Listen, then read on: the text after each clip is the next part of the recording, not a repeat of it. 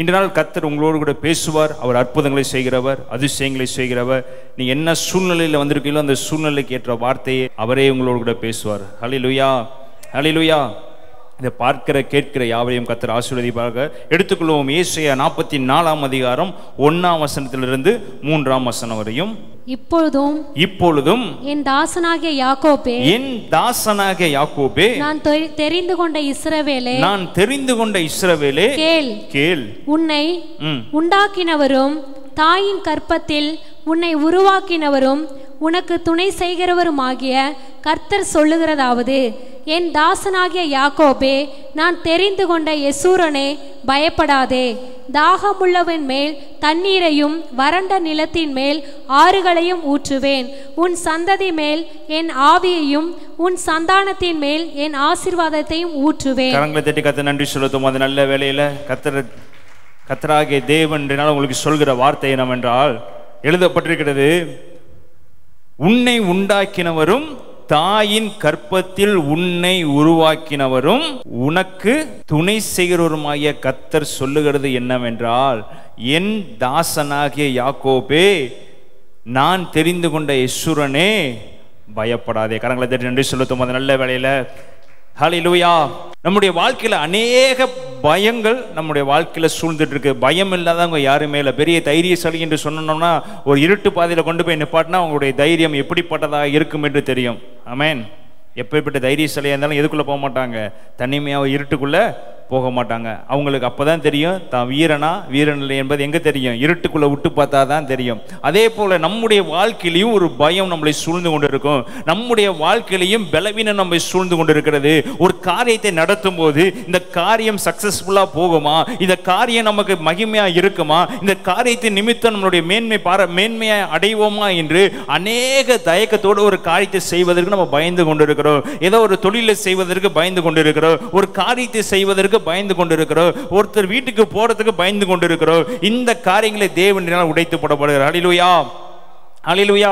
எதற்கெடுத்தாலும் பயத்தோடு இருக்கிறீங்களா? பிதாவாகிய தேவன் உங்களை பார்த்து சொல்றேங்க, பயப்படாதீங்க, நான் உங்களுக்கு துணை இருக்க போகிறேன். ஒருவேளை மனைவிக்கு கணவன் துணை என்று சொல்லலாம், கணவனுக்கு மனைவி துணைன்னு சொல்லலாம், கணவன் மனைவி ரெண்டு பேரும் சொல்லுவாங்க, எனக்கு என் பிள்ளை கடைசி வரைக்கும் துணையாக இருக்கும் என்று சொல்லிக் கொள்வோம். இது உலகத்தின் பாஷையில பேசிக் கொண்டிருப்போம். நமக்கு துணை யார் என்று பேசிக் கொண்டிருப்போம்? சுற்றி இருக்கிறவங்க, சொந்தங்கள், பந்தங்கள், நம்முடைய குமாரன் குமாரத்திகள் பேத்திகள் எல்லாருமே நமக்கு எப்படி இருப்பாங்க? கடைசி வரைக்கும் முதிர் வயதிலும் நம்மளை தாங்குகிறதற்கான துணையா இருப்பார்கள் என்று நம்ம பேசி கொண்டிருக்கிறோம். ஆனா கர்த்தர் சொல்லுகிறாரு, அவர்கள்லாம் உனக்கு துணையா இருந்தாலும் உன் ஜீவனை தப்புவிக்கும்படி, உன் ஜீவனை பராமரிக்கும்படி, ஒரு நோய் நொடி இல்லாமல் உன்னை பாதுகாக்கும்படி, உன் தலையை உயர்த்தும்படி நானே உனக்கு இந்த ஆண்டு துணையா இருக்க போகிறேன். இந்த மாதம் நானே உனக்கு துணையா இருக்க போகிறேன். நீ போகிற இடங்களில் எல்லாவற்றிலும் உனக்கு பாதையை நான் உண்டாக்க போகிறேன். நீ செய்கிற ஒவ்வொரு தொழிலையும் பாதையை உண்டாக்க போகிறேன். உனக்கு பயம் என்பது இருக்க போவதில்லை. ஒருவேளை மனுஷீகத்தில் உலகத்தில் இருக்கிற எல்லாரும் உனக்கு துணையா இருக்கலாம், ஆனா ஆவியில ஒரு துணை தேவைப்படுகிறது. நம்முடைய உற்சாகப்படுத்துவதற்கு ஒரு துணை தேவைப்படுகிறது. நம் இருதயத்தை செழிப்பாக்குவதற்கு ஒரு துணை தேவைப்படுகிறது. அந்த துணை யார் என்றால் என் பிதாவாக இயேசு கிறிஸ்து. கரங்களை தட்டி நன்றி சொல்லுதோமா? உலகத்தில் இருக்கலாம் கவலைப்படாத, உனக்கு எல்லாம் செய்வேன் என்று சொல்லி ஒரு ஆறுதலை சொல்லுவாங்க, உனக்கு உதவி செய்யறேன்னு சொல்லி ஒரு நம்பிக்கை கொடுப்பாங்க. ஆனா எல்லா நாளுமே அந்த நம்பிக்கை அவங்கள நிலைத்திருக்க வைக்க முடியாது. எல்லா நாளுமே உங்களுக்கு உதவி செய்து கொண்டே அவர்களால் இருக்க முடியாது. ஆனா இயேசு கிறிஸ்து அப்படிப்பட்டவர் இல்லைங்க. நீங்க எவ்வளவுதான் அவரை தூக்கி போட்டாலும், எவ்வளவுதான் நீங்க அவரை சோதிச்சு பார்த்தாலும், எவ்வளவுதான் அவரை புடமிட்டு பார்த்தாலும், எவ்வளவுதான் நீங்க விழுந்து போனாலும், என் தேவனை கூப்பிடும் போது இறங்கி வந்து உன் பட்சத்தில் உனக்கு துணையா இருக்கிறவரா இருக்கிறார். ஹல்லேலூயா, ஹல்லேலூயா.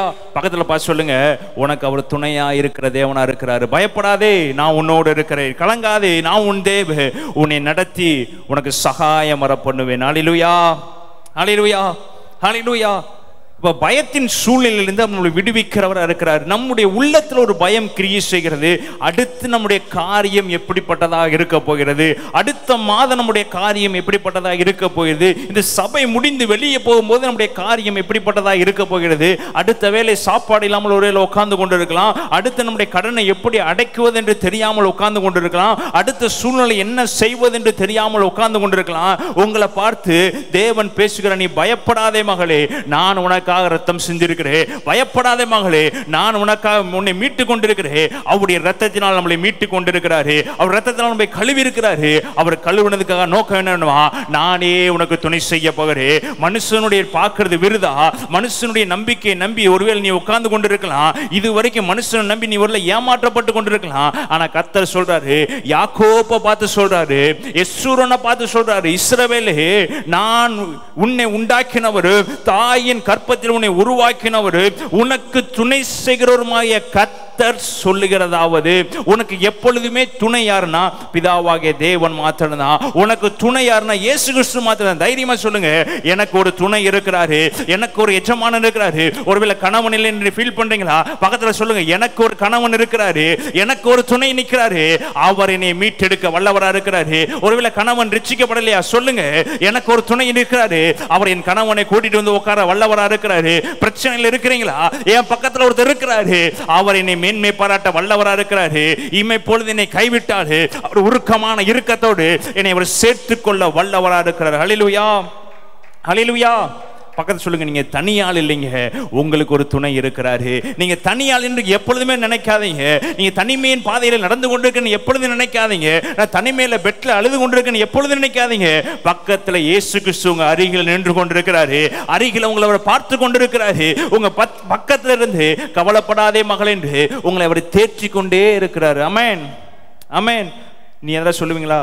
நான் தனிமையா இருக்கேன், என்னை பாதுகாக்க யாரும் இல்லை, எனக்கு என்னை பிரச்சனையை மாற்ற யாரும் இல்லை, யார் என் பிரச்சனையை கேட்க மாட்டேங்கிறாங்க காது கொடுத்து, யார்கிட்ட போய் நான் புலம்புனாலும் என் பிரச்சனைக்கு சொல்யூஷன் வரல, நான் தனிமை தனிமை தனிமைன்னு ஒருவேளை அநேகர் இங்கே சொல்லி கொண்டிருக்கிறீங்க.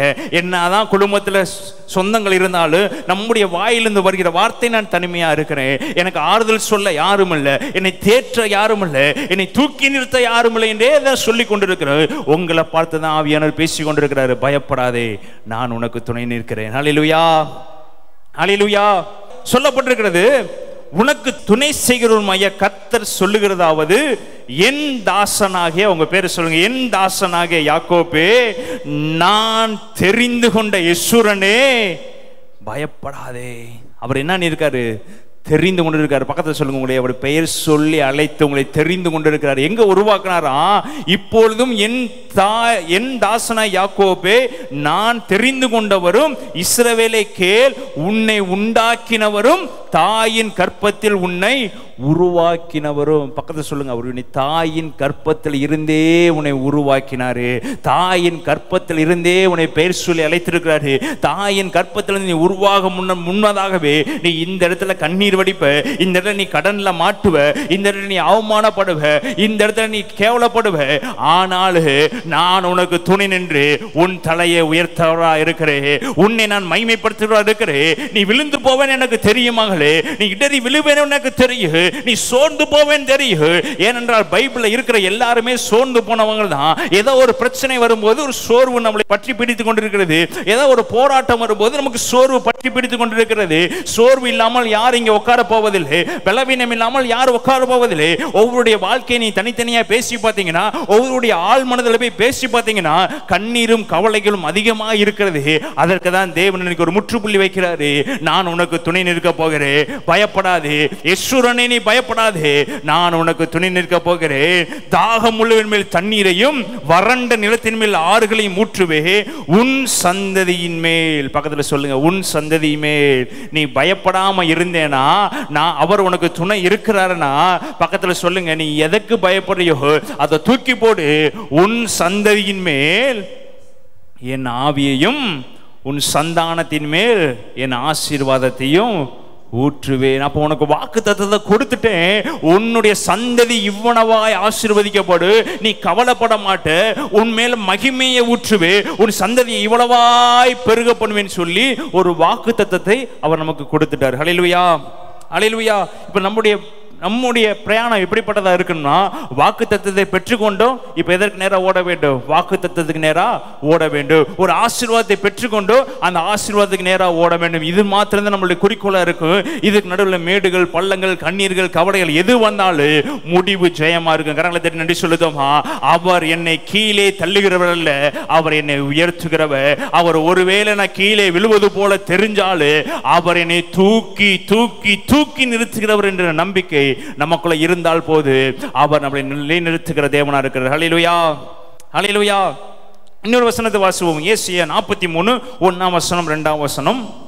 இப்போதும் யாக்கோபே, உன்னை சிருஷ்டித்தவரும் இஸ்ரவேலே உன்னை உருவாக்கினவருமாகிய கர்த்தர் சொல்லுகிறதாவது, பயப்படாதே, உன்னை மீட்டு கொண்டேன், உன்னை பெயர் சொல்லி அழைத்தேன், நீ என்னுடையவன்.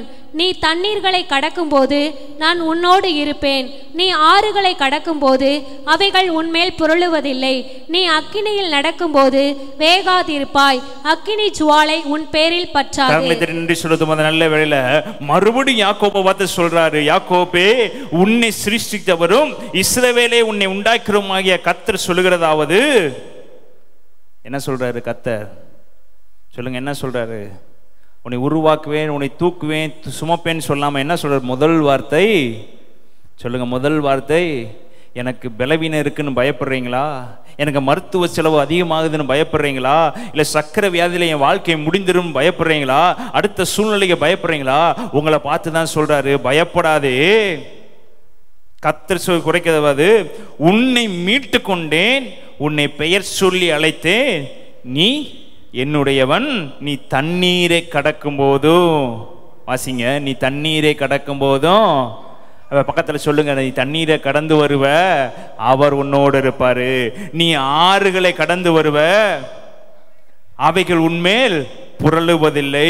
நீ அக்கினியில் நடக்கும்போது வேகாதிருப்பாய், அக்கினி ஜுவாலை உன்மேல் பற்றாது. கரங்களை நன்றி சொல்லுமா. இப்ப இந்த சம்பவத்தின் பாதையில நடந்து கொண்டிருக்கிறோம். ஆறுகளை கடந்து வந்திருக்கிறோம், பிரச்சனையை கடந்து வந்திருக்கிறோம், போராட்டத்தை கடந்து வந்திருக்கிறோம், பலவிதமான சிக்கல்களை கடந்து வந்திருக்கிறோம், பலவிதமான போராட்டங்களை கடந்து வந்திருக்கிறோம். ஆனா யாக்கோபுட்ட சொல்றாரு, நீ தண்ணீரை கடப்ப, அது உன்மேல் புரளுவதில்லை. நீ ஆறுகளை நடந்து வருவ, அது உன்னை பற்றாது. நீ அக்கினியில் நடக்கிற சூழ்நிலை உனக்கு கண்டிப்பாக வரும். நீ அக்கினியில் வேகிற சூழ்நிலை உனக்கு கண்டிப்பாக வரும். உன்னை சுற்றி இருக்கிற உன்னை புடமுடிகிற காலம் கண்டிப்பா வரும். ஆனா அவைகள் உன்னை பற்றாது. கரங்களை நன்றி சொல்லுதோமா. நீ தண்ணீரை நடந்தாலும், ஆறுகளை கடந்து அக்கினியில் நடப்ப, கடலில் நடப்ப, இந்த பிரச்சனையில உனக்கு வரும். ஆனா வாக்குத்தத்தத்தை பிடித்துக் கொண்டிருக்கிற உண்மையில் சொல்லுகிறேன், நீ பயப்படாதே, நான் உன் கூட இருக்கிறேன். நீ கலங்காதே, உன் கூட இருக்கிறேன். ஒன்றும் உன்னை சேதப்படுத்துவதில்லை, ஒன்றும் உன்னுடைய தலை மயிரை கூட தொடுவதில்லை. கர்த்தர் சொல்லுகிறாரு, நீ இது நாள் வரைக்கும் கலங்கி இருந்து உட்கார்ந்து இருக்கலாம், உன்னை கொண்டு ஆவியானவர் பேசுகிறாரு, உன்கிட்ட பேசுகிறாரு, நீ பயப்படாதே, நான் உன்னோடு கூட இருக்கிறேன். உனக்கு விரோதமாய் உருவாக்கப்பட ஒரு ஆயுதம் வாய்க்காதே போகும் என்று கர்த்தர் சொல்கிறார். கரங்களை நன்றி சொல்லுதோமா. இல்லை என்று நினைக்கிறையா? ஒன்றுமே இல்லாத இடத்துல உருவாக்க என் தேவனால முடியும். ஒன்றுமே இல்லாத இடத்துல கிரியை செய்ய என் தேவனால முடியும். என் தேவனால கூடாத காரியம் ஒன்றுமே இல்லை. அவர் மலைகளை பெயர்த்து கண்மலைகளை உடைத்து போடுகிறார் இருக்கிறாரு. அவர் நினைத்தா சகலத்தையும் செய்து முடிக்க வல்லவரா இருக்கிறார். கரங்களை நன்றி சொல்லுதோமா. அவர் நினைச்சா போதும். பக்கத்தில் சொல்லுங்க, அவர் எனக்கு துணை நின்றா போது சகலத்தையும் அவர் செய்து முடிக்க வல்லவராக இருக்காரு. அவர் செய்து முடிக்க, அவர் பொய் சொல்ல ஒரு மனிதன் அல்ல, அவர் மனமாற ஒரு மனுப்புத்தனம் அல்ல, அவர் சொல்லியும் செய்யாதிருக்கிற தேவன் அல்ல. அவர் என்ன சொல்லியிருக்கிறாருன்னா, பயப்படாதே, உனக்கு நான் துணைன்னு இருக்கிறேன். பக்கத்தில் சொல்லுங்க, அவர் சொல்லிட்டாரு, பயப்படாத. நீ கீழே பார்க்கறத பக்கத்தில் சொல்லுங்க, நீ பயப்படாத. பக்கத்தில் சொல்லுங்க, நீ கவலைப்படாதீங்க, நீங்க வேதனைப்படாதீங்க. உன் கணவன் நடிக்கிறார கவலைப்படாத, உன் மனைவி உன்னை பேசுதா கவலைப்படாத, உங்க அப்பா குடிச்சிட்டு வர கவலைப்படாத. உன் பக்கத்துல ஒருத்தர் துணை நிற்கிறாரு. அவர் நினைச்சாரனா அந்த ஆட்களை இங்க கொண்டு வந்து உட்கார அவர் வல்லவரா இருக்கிறாரு. அவர் நினைச்சாருனா என் வியாதியை மாற்றி போட அவர் வல்லவரா இருக்கிறாரு. அவர் நினைச்சாருனா என்னை குழியில இருந்து என்னை ராஜாவாய் உட்கார வைக்க வல்லவரா இருக்கிறாரு. என் நம்பிக்கை என்னை இயேசு மேல் வைக்க போகிறேன். என் விசுவாசத்தை இயேசு மேல் வைக்க போகிறேன். இயேசு கிறிஸ்து எங்கேயும் தள்ளி விடுகிற தேவன் அல்ல.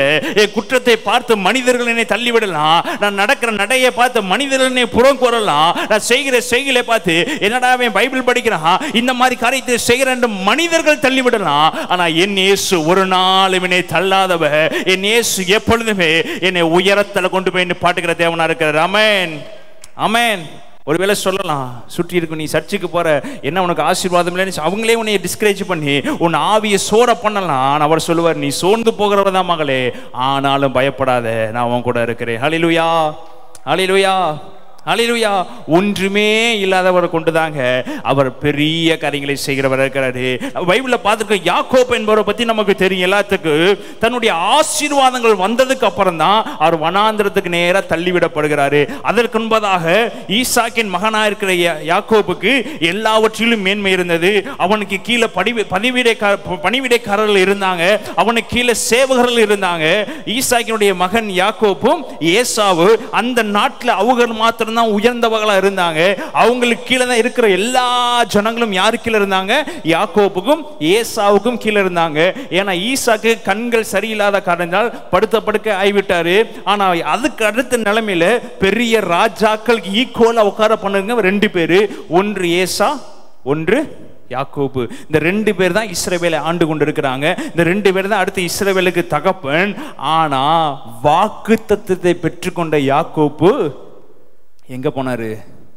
வனாந்திரத்துக்கு நேராக துரத்தி விடப்பட்டார். வாக்குத்தத்தத்தை பெற்றுக்கொண்டதுக்கு அப்புறம் வாக்குத்தத்தத்தை பெறுவதற்கு முன்பதாக யாக்கோபுடைய நிலைமை எப்படி இருந்தது? ஆசீர்வாதமானதாக இருந்தது. வாக்குத்தத்தத்தை பெற்றுக்கொள்வதற்கு முன்பதாக யாக்கோபு கூழு குடிச்சிட்டு தன்னுடைய தாய்க்கு அடியில சந்தோஷமா வாழ்ந்துட்டு இருந்தாரு. ஆடுகளை மேய்த்து கொண்டிருந்தாரு. நல்லா அடிச்சு புஷ்டியுமா 3 நேரமும் நல்லா சாப்பிட்டு திருப்தியா இருந்தாரு. எப்பொழுது வாக்குத்தத்தத்தை பெற்றுக்கொண்டாரோ, எப்பொழுது ஆசீர்வாதத்தை பெற்றுக்கொண்டாரோ, எப்பொழுது தேவனுடைய வார்த்தையை பெற்றுக்கொண்டாரோ புடமிட ஆரம்பிக்கிறாருங்க. பிதாவாகிய தேவன், நீ வாக்குத்தத்தத்தை பெற்றுட்டேன்னா நான் தான் உனக்கு துணை நிற்கணும். நீ வாக்குத்தத்தத்தை பெற்றுட்டேன்னா உன் தகப்பன் உனக்கு துணையா இருக்க முடியாது. நீ வாக்குத்தத்தத்தை பெற்றுட்டேன்னா உன் தாய் உனக்கு துணையா இருக்க முடியாது. நீ வாக்குத்தத்தத்தை பிடித்து கொண்டுட்டேன்னா உன் சுற்றி இருக்கவங்க உனக்கு துணையா இருக்க முடியாது. நானே உனக்கு துணை நிற்பேன் என்று சொல்லி வனாந்திரத்துக்கு நேராக யாக்கோபை அழைத்து கொண்டு சொல்கிறாரு. வனாந்திரத்தின் பாதையில யாக்கோபோடு தேவன் இடைப்பட்டு கொண்டே இருந்தாரு. ஹல்லேலூயா, ஹல்லேலூயா, ஹல்லேலூயா.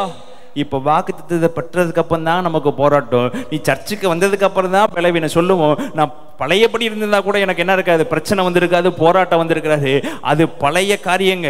ஆனா வாக்குத்தத்தத்தை பெற்றதுக்கு அப்புறம் போராட்டம் வருகிறதா? பக்கத்துல சொல்லுங்க, இந்த போராட்டம் தாங்க உன்னை மகிமையில நிப்பாட்டுறதுக்கான முதல் ஆதாரம். உன்னை சுற்றி இருக்கிறவங்களை கைவிடுறாங்களா? கவலைப்படாத, உன்னை தேவன் வாக்குத்தத்தத்துக்கு நேராக நடத்தி கொண்டிருக்கிறாரு. உன்னை ஆசீர்வாதத்தின் பாதத்துக்கு நேராக நடத்தி கொண்டிருக்கிறாரு. ஆனா ஒன்றே ஒன்று, உன் நம்பிக்கையை ஒரு நாள் விட்டு விடாதே. அவர் மேல நம்பிக்கை வையே. அவர் உனக்கு பெரிய காரியங்களை செய்கிறவர் இருக்கிறார். ஹல்லேலூயா, ஹல்லேலூயா, ஹல்லேலூயா. யாக்கோபு ஆசீர்வாதத்தை பெற்றுக்கொண்ட உடனே ஏசா வந்துட்டாரு. ஏசாவுக்கு பயந்து என்ன பண்றாரு? வனாந்திரத்துக்கு நேராக ஓடி போறாரு. அவர் ஜனங்களை கூட்டிட்டு போனாரா? எழுதப்படவில்லை. கழுதைகளை கூட்டிட்டு போனாரா? எழுதப்படவில்லை. பணத்தை கொண்டு போனாரா? எழுதப்படவில்லை. ட்ரெஸ் கொண்டு போனாரா? எதுவுமே கொண்டு போல. அப்படி கொண்டு போயிருந்தாலும் பைபிள் சொல்றதுக்கு வனாந்திரத்துல அவன் அலைந்து திரிந்தான். எப்படி தெரிந்தான்? அலைந்து. ஆபிரகாமுடைய பேரன், ஈசாக்குடைய மகன், அவனுடைய நிலைமை எப்படிப்பட்டதா இருக்கிறது சொல்லுங்க? வனாந்திரத்துல அலைகிற சூழ்நிலை. இப்ப இவ்வளோ பெரிய செழிப்பான இடத்துல வந்த யாக்கோபுக்கே இவ்வளோ பிரச்சனைனா நம்மளாம் ஏமாத்துறோம். ஹல்லேலூயா, ஹல்லேலூயா. பக்கத்துல சொல்லுங்க, நீங்க அழுகிறது பிரச்சனை இல்லைங்க, நீங்க அழுகுங்க. அந்த அழுகையை அவர் செழிப்பாக மாற்றுகிறவர். ஹல்லேலூயா, ஹல்லேலூயா. மேன்மேல இருந்த யாக்கோபு வாக்குத்தத்தத்தை பெற்றுக்கொண்டதுக்கு அப்புறம் வனாந்திரத்துக்கு நேரம் அலைந்து திரிகிறான். ஏன் வனாந்திரத்துக்கு நேரம் அலைந்து திரிகிறானா? அவனுக்கு வசனத்தின் மேல் ஒரு ஆர்வம் இருந்தது, வாக்குத்தத்தத்தின் மேல் ஒரு ஆர்வம் இருந்துச்சு. இந்த வாக்குத்தத்தம் எப்படியாவது ஏசாக்கு போயிடக்கூடாது. இந்த வாக்குத்தத்தத்துக்கு சுதந்திர வழி நான் தான்.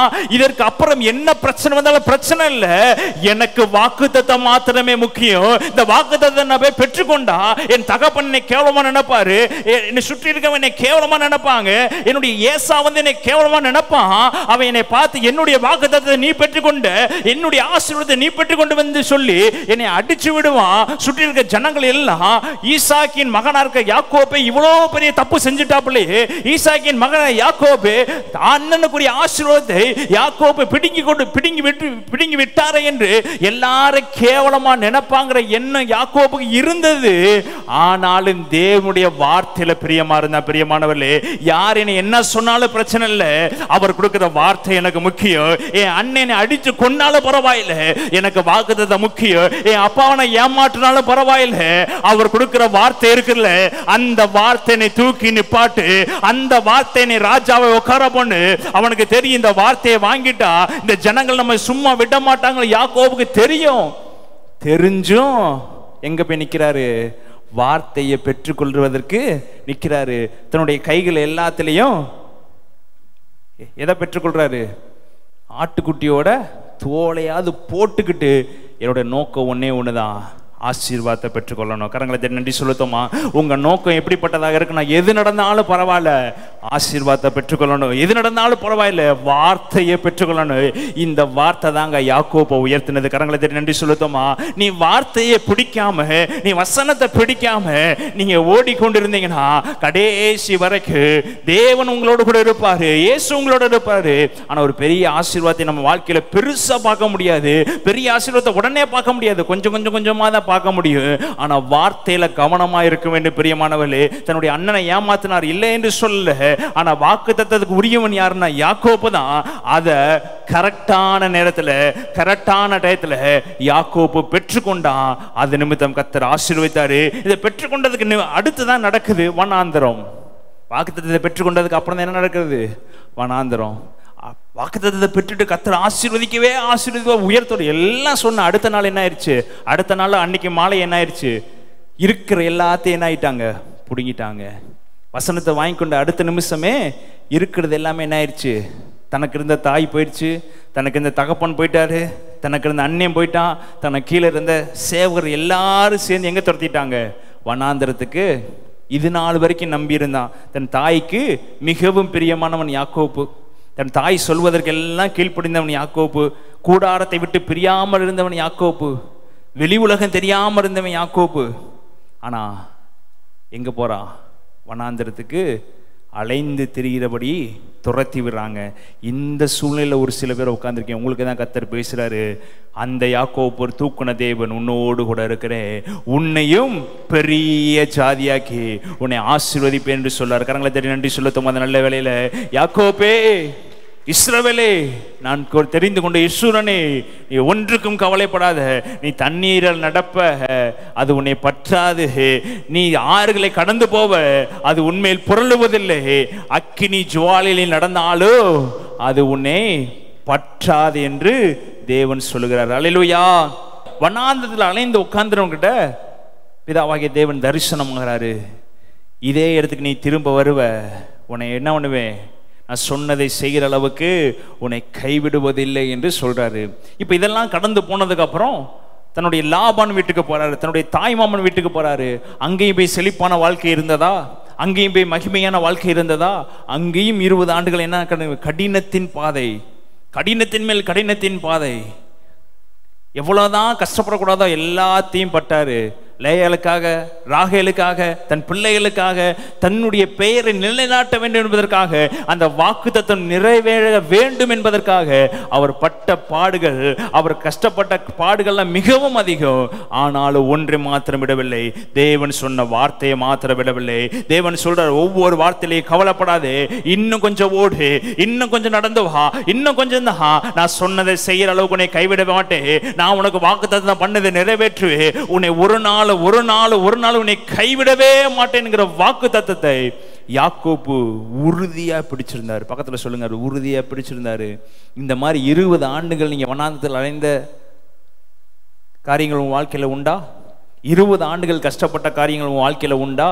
20 ஆண்டுகள் நீங்க கல்யாணம் முடிச்சு கூட 20 வருஷம் ஆயிருக்காது. அது வரைக்கும் நீங்க ஒரு செக்யூரான லைஃப்ல இருந்திருப்பீங்க, தாய் தகப்பன்ட்ட செக்யூரான லைஃப்ல இருந்திருப்பீங்க, தேவையெல்லாம் வாங்கிக்கொண்டு. அதற்கப்புறம் 20 ஆண்டுகள் கடந்து விட்டீங்களா? இல்லை. ஆனா அதை காட்டிலும் உங்களை அவர் மேன்மையாக வைக்கிறவர். நன்றி சொல்லுத்தோமா?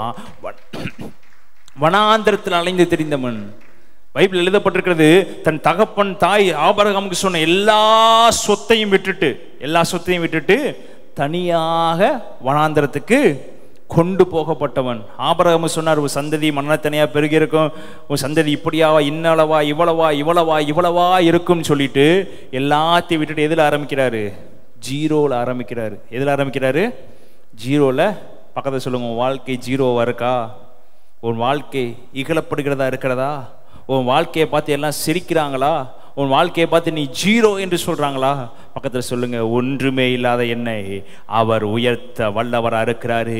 அவர் நான் தண்ணீரில் கடந்து போனாலும் அவரே என் கூட இருப்பாரு. நான் ஆறுகளை கடந்து போனாலும் அவரே என் கூட இருப்பாரு. நான் அக்கினியில் கடந்து போனாலும் அவர் என் கூட இருப்பாரு. உலக மனிதர்கள் நம்ம கூட இருக்க மாட்டாங்க பிரியமானவர்களே. பிதாவாகிய தேவன் இயேசு நம் கூட இருக்கிறவர். நன்றி சொல்லுதோமா? உங்க கூட யாரு வரணும் என்று கேட்டீங்கன்னா சொல்லுங்க, என் கூட என் இயேசு கிறிஸ்து வந்தா போது, என் கூட என் பிதாவாகிய தேவன் இருந்தா போது, அவர் சகலத்தையும் செய்து முடிக்க வல்லவராக. ஹல்லேலூயா, ஹல்லேலூயா. எல்லாத்தையும் பெற்றுக்கொண்ட யாக்கோபுக்கு என்ன நடந்தது எடுத்து வாசிப்போம். ஆதியாகமம் 32ஆம் அதிகாரம் 6ஆம் வசனம். திரும்ப ஒரு பயம் வருகிறது அவனுக்கு. 4ஆம் வசனம், நீங்கள் என் ஆண்டவனாகிய ஏசாவினிடத்தில் போய், நான் இதுவரைக்கும் லாபானிடத்தில் தங்கியிருந்தேன் என்றும், எனக்கு எருதுகளும் கழுதைகளும் ஆடுகளும் வேலைக்காரரும் வேலைக்காரிகளும் உண்டென்றும், உம்முடைய கண்களில் எனக்கு தயவு கிடைக்கத்தக்கதாக ஆண்டவனாகிய உமக்கு இதை அறிவிக்கும்படி ஆட்களை அனுப்பினேன் என்றும் உம்முடைய தாசனாகிய யாக்கோபு சொல்ல சொன்னான் என்று சொல்லும்படி கட்டளை கொடுத்து தனக்கு முன்னாக அவர்களை அனுப்பினான். அந்த ஆட்கள் யாக்கோபினிடத்திற்கு திரும்பி வந்து, நாங்கள் உம்முடைய சகோதரனாகிய ஏசாவினிடத்திற்கு போய் வந்தோம், அவரும் 400 பேரோடு உம்மை எதிர்கொள்ள வருகிறார் என்றார்கள். அப்பொழுது யாக்கோபு மிகவும் பயந்து வியாகுலப்பட்டு தன்னிலிருந்த ஜனங்களை, ஆடு மாடுகளையும் ஒட்டங்களையும் 2 பகுதிகளாக பிரித்து. இப்போ யாருக்கு பயந்து முதலாவதாக ஓடி போனா? ஏசாவுக்கு பயந்துதான் 20 ஆண்டுகளுக்கு முன்பதாக என்ன பண்ணினாரு? வனாந்திரத்துக்கு ஓடினாரு. திரும்ப வரும்போது எல்லா பிரச்சனைக்கு மத்தியில, எல்லா போராட்டத்தின் மத்தியில லாபான்ட்டு அடிமைத்தனமா இருந்து தன்னுடைய 2 மனைவிகள், பிள்ளைகள், சுற்றி இருக்கிற ஆடு மாடுகள் எல்லாவற்றையும் கூட்டிட்டு திரும்பவும் ஒரு சேனையாக யாக்கோபு திரும்ப வருகிறாரு. திரும்ப வரும்போது திரும்ப வந்து கொண்டு இருக்கிறாரு. ஆனா அங்க ஒரு பிரச்சனை. என்ன பிரச்சனை? ஏசா என்கிற ஒரு பிரச்சனை. அவன் யாருங்க? யாக்கோபுடைய அண்ணன் வந்து நிற்கிறாரு. இவன் அண்ணன், யாக்கோபு அண்ணனுக்கு ஆடு மாடுகள்லாம் கொடுத்து விட்டா கண்டிப்பா ஏசா நம்ம மன்னிச்சுடுவான்னு சொல்லி ஆடு மாடுகள் எல்லாவற்றையும் கொடுத்து விடுறான். ஆனா ஏசா அதெல்லாம் பெற்றுக்கொள்ளாமல் யாரை தேடி வருகிறான்? யாக்கோபை தேடி வருகிறான். 400 பேரோட உண்மை எதிர்கொள்ள வருகிறார் என்றார்கள். உடனே யாக்கோபுக்கு என்ன ஆயிடுச்சு? அப்பொழுது யாக்கோபு மிகவும் பயந்து வியாகுலப்பட்டு தன்னிடத்தில் இருந்த ஜனங்களையும் ஆடு மாடுகளையும் ஒட்டகங்களையும் 2 பகுதிகளாக பிரிக்கிறார். இந்த வசனத்தை நீங்க வாசித்து பார்த்தீங்கன்னா இப்ப திரும்பியும் ஒரு பயம் ஆட்கொள்கிறது. பயம் என்பது எல்லாத்துக்குமே இருக்கிறது தான். யாக்கோபு இந்த 20 வருடம் பயம் இல்லாமல் இருந்தான். ஏன்னா யார் வீட்டில் இருந்தான்? லாபான் வீட்டில் இருந்தான். கர்த்தர் அவன் செய்கிற எல்லா காரியங்களையும் ஆசீர்வதித்தாரு. அவன் தலையை உயர பண்ணாரு, அவன் சந்ததியை பெருக பண்ணாரு. ஒன்றுமே இல்லாமல் வனாந்தரத்தில் அலைந்து திரிந்தவன் இப்போ அதே வனாந்தரத்துக்கு வருகிறான். ஒரு சேனையோடு வருகிறான். எப்படி வருகிறான்? ஒரு பெரிய சேனையோடு வருகிறான். ஆனா இந்த இடத்துல ஒரு பயம் உண்டாகுது. ஒருவேளை நீங்க இன்னைக்கு நல்லா இருக்கலாம், ஆனா ஏதோ ஒரு பயம் உங்களை சுற்றிக்கிட்டே இருக்கும். இதெல்லாம் போயிடுச்சுன்னா என்ன பண்றது? இதெல்லாம் நம்ம சம்பாதிச்சிட்டோம், திடீர்னு ஒரு நோய் வந்து எல்லாத்தையும் அழிச்சிட்டு போயிட்டா என்ன பண்றது? திடீர்னு நாளைக்கு ஒரு பெரிய காசு கட்ட வேண்டியது இருக்குது, நம்மள்ட்ட இருக்கிறதே இவ்வளவுதான் இருக்குது, நாளைக்கு இந்த ஒரு செலவு இருக்கிறது, இந்த செலவை நம்ம எப்படி மேற்கொள்கிறதுன்னு ஒரு பயம் நம்மளை சுற்றிட்டு இருக்குது. இப்போ யாக்கோபு இருக்கிறது ஏசா எதிர்கொண்டு வருகிறான் அப்படின்னு தெரிஞ்ச உடனே, 400 பேரோட அழிக்க வருகிறான்னு தெரிஞ்ச உடனே யாக்கோபுக்கு பயமும் வியாகுலமும் வர தொடங்கி. ஆனா யாக்கோபு கூட இருக்குது யாரு சொல்லுங்க? யாக்கோபு கூட இருக்கிறது துணை நிற்கிற தேவன். யாக்கோபு கூட இருக்கிறது துணை நின்று, பயப்படாதே, நீ எல்லா காரியங்களின் மத்தியிலையும் உன்னை உயர்த்துவேன்னு சொன்ன தேவன் கூட இருக்கிறாரு. ஆனா தன்னுடைய அண்ணனை பார்த்தோன்னே திரும்ப என்ன வந்துருச்சு? பயம் வந்துருச்சு. இதே சூழ்நிலை தான் எல்லாருமே வாழ்ந்துட்டு இருக்கோம். ஏதோ ஒரு சூழ்நிலையில என்னதான் வசனத்தை கேட்டாலும், என்னதான் வசனத்தை படித்தாலும், இயேசுவே இறங்கி வந்து பேசினாலும் ஒரு சில காரியங்கள் நம்மள்ட்ட இருந்து என்ன பண்ணாம தான் இருக்கிறோம், இன்னும் எடுத்து போடாம தான் இருக்கிறோம். சில தேவையில்லாத பேச்சுகளை எடுத்து போடாம தான் இருக்கும், சில தேவையில்லாத காரியங்களை எடுத்து போடாம தான் இருக்கும், சில தவறான காரியங்களை விட்டு விடாம தான் இருக்கிறோம். ஆனா யாக்கோபு ஏசா வருகிறார் என்று தெரிஞ்ச உடனே யாக்கோபு தன்னுடைய சேனையை ரெண்டாக பிரிக்கிறாரு. ஆடு மாடுகளை ஒரு சேனையாகவும், மனைவிகளை ஒரு சேனையாகவும், சுற்றி இருக்கிற எல்லாவற்றையும் ஒரு சேனையாக பிரித்து அங்கே போய் அடுத்த பண்ணுற ஒரே ஒரு காரியம், தேவனிடத்துல போய் முழங்கால் படிட்டு தேவனை நோக்கி பார்க்க ஆரம்பிச்சிட்டாரு. கரங்களை நன்றி சொல்லுத்தோமா.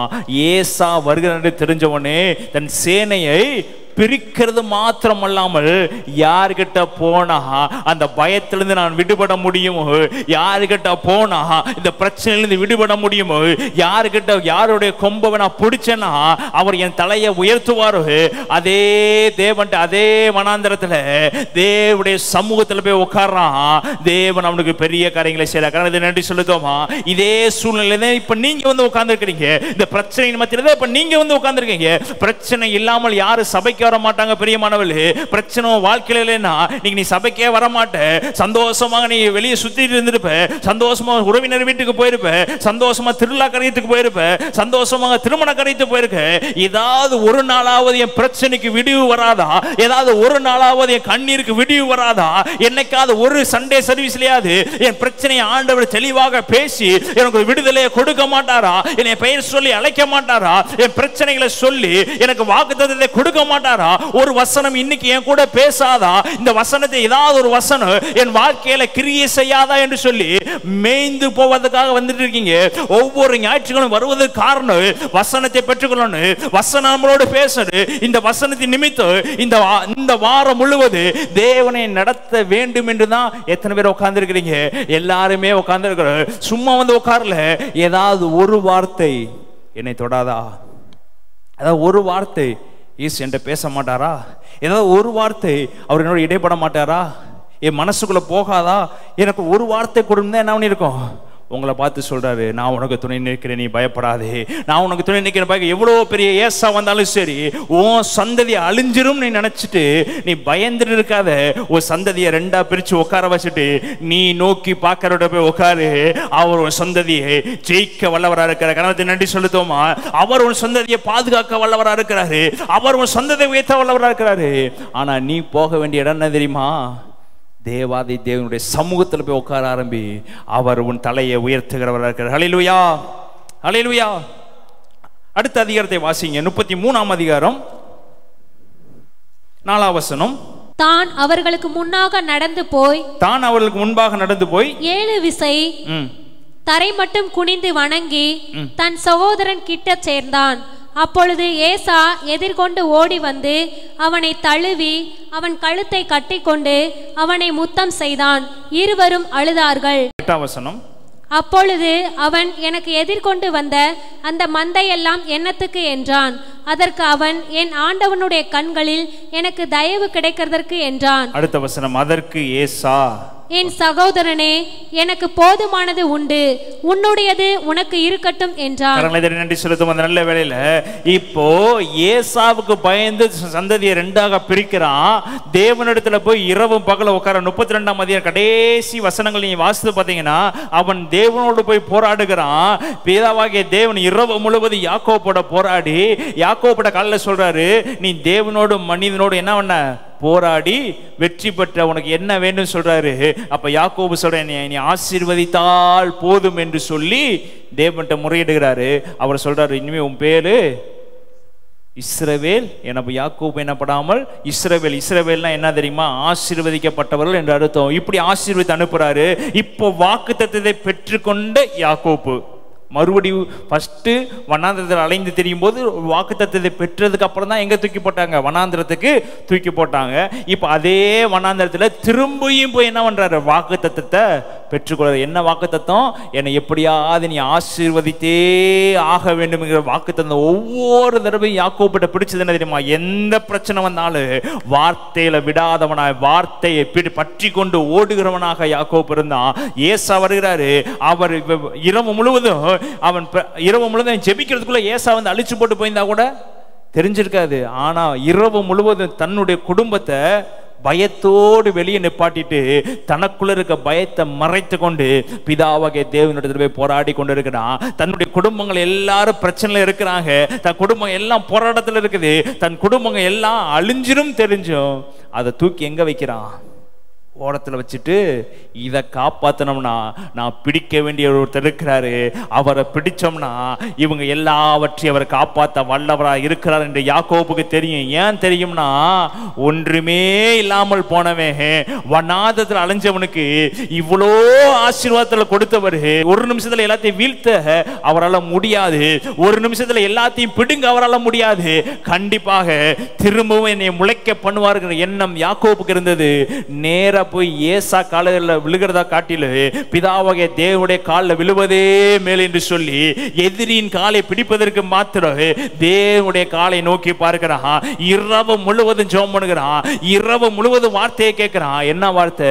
என்னை நீ ஆசீர்வதித்தால் ஒழிய உம்மை நான் என் தாயின் தகப்பன் எல்லாத்தையும் என்னுடைய பிள்ளைகள் எல்லாத்தையும் விடுவியும் கேட்டான். அது இல்லை, நீங்கள் ஆசீர்வதிங்க. அந்த ஆசீர்வாதத்துக்குள்ளேயே எல்லாமே அடங்கியிருக்கு. பக்கத்தில் சொல்லுங்க, அந்த ஒரு ஆசீர்வாதத்திலேயே உனக்கு இருக்கிற எல்லாமே அடங்கிடுச்சு. உன் பிரச்சனை மாறிடு, உன் கடன் மாறிடு, உன் கண்ணீர் மாறிடு, உன் கவலை மாறிடு, உன் போராட்டம் மாறிடு. நாளைக்கு இருக்கிற உனக்கு பிரச்சனை எல்லாமே என்ன ஆயிரும்? ஒரே ஒரு வார்த்தை, என்னை ஆசீர்வதித்தால் ஒழிய. ஒரு வார்த்தையில தாங்க உன் வாழ்க்கையை அமைஞ்சிருக்கு. பார்த்து சொல்லுங்க, ஒரே ஒரு வார்த்தையில தான் உன் வாழ்க்கை அமைஞ்சிருக்குன்னா இன்னைக்கு சொல்றாரு, உன்னை ஆசீர்வதித்தால் ஒழிய அவர் உன்னை விடவே மாட்டாரு. உன்னை ஆசீர்வதிக்கிற வரைக்கும் அவர் உன் கூடவே இருப்பார். இப்ப யாக்கோபு தேடி கர்த்தர்கிட்ட போய் என்னை ஆசீர்வதின்னு சொன்னாரு.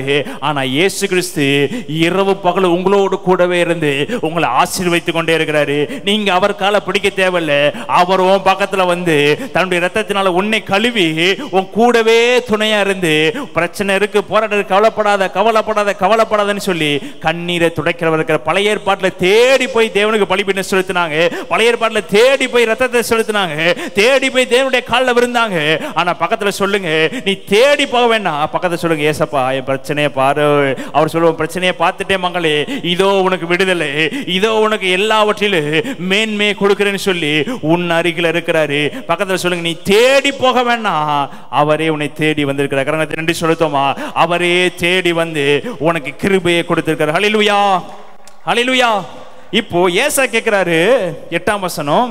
அப்பொழுது அவன் 9ஆம் வசனம், அதற்கு ஏசா, என் சகோதரனே எனக்கு போதுமானது உண்டு, உனக்குடையதை உனக்கு இருக்கட்டும். என்ன மனசு பாருங்க. ஏன்னா ஏசாக தெரிஞ்சிருச்சு, இவனை ஒரு ட்ரெஸ்ஸோட துரத்தி விட்டோம், ஆனா வரும்போது இவனை தேவன் பயங்கரமா ஆசீர்வதிச்சிருக்காரு. இவன்கிட்ட போய் நம்ம புடுங்கிட்டு போனோம்னா அடுத்து நம் சந்ததி இருக்காது, இவனுக்குரியது இருக்கட்டும். தேவன் இவனை இவ்வளவாய் ஆசீர்வதித்திருக்கான்னு சொல்லி ஏசா யார் ஆசீர்வதிச்சாரா? யாக்கோப்பை ஆசீர்வதித்தார். இப்ப பாருங்க, பயத்தை மேற்கொண்ட யாக்கோபு. கரங்களை நன்றி சொல்லுத்தோமா. யாருக்கு பயந்து ஓடுனானோ, திரும்ப யாருக்கு பயந்தானோ அந்த பயந்தவனே வந்து ஆசீர்வதிக்கிறான். எனக்கு போதும், உனக்குடையதை நீ வைத்துக்கொள், உன்னை கொண்டு கர்த்தர் பெரிய காரியங்களை செய்திருக்காருன்னு சொல்லி என்ன பண்ணியிருக்காரு? ஆசீர்வதிக்கிற அளவுக்கு தேவன் உயர்த்துகிறவராக இருக்கார். ஹல்லேலூயா, அல்லேலூயா. பக்கத்துல சொல்லுங்க, நீ எதற்குங்க பயப்படுறீங்க? யாருக்கு பயப்படுறீங்க? என்ன பிரச்சனைக்கு பயப்படுறீங்க? உன் உடம்புல இருக்க வியாதிக்கு பயப்படுறியா? உன் உடம்புல இருக்க போராட்டத்துக்கு பயப்படுறியா? சொல்லு, அதுவே வந்து சாட்சி சொல்லு. உன்னை என்னால மேற்கொள்ள முடியவில்லை, உன் உடம்பை என்னால தொட முடியல, உன் பக்கத்துல நெருங்க முடியல.